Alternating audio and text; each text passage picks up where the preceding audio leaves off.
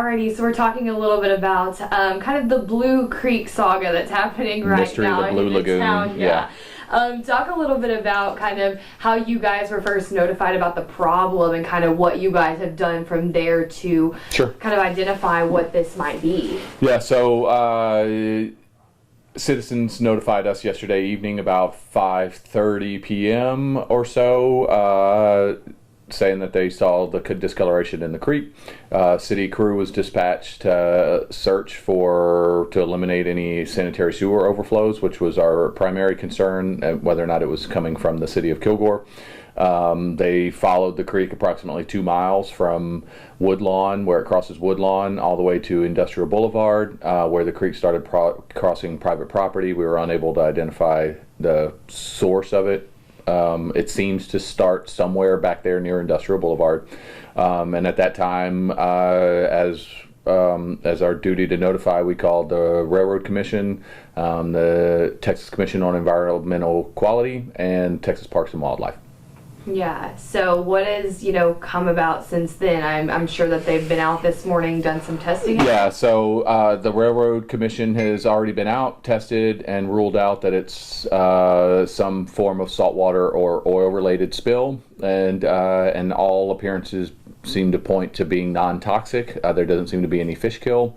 So now, really, the focus is on where did this come from.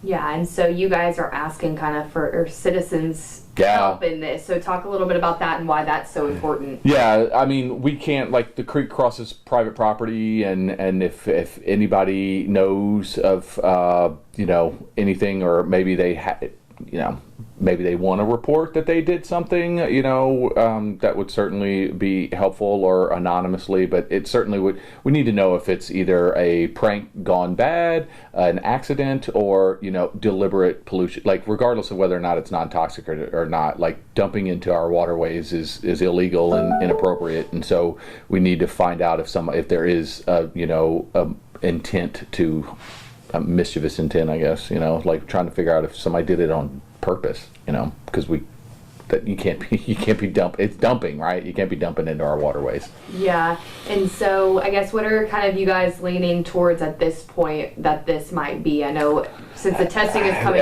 back. This is East Texas. Most opinions seem to think that it's some form of pond dye, so that's really where it could very well be a senior prank. Who knows? It doesn't take a lot.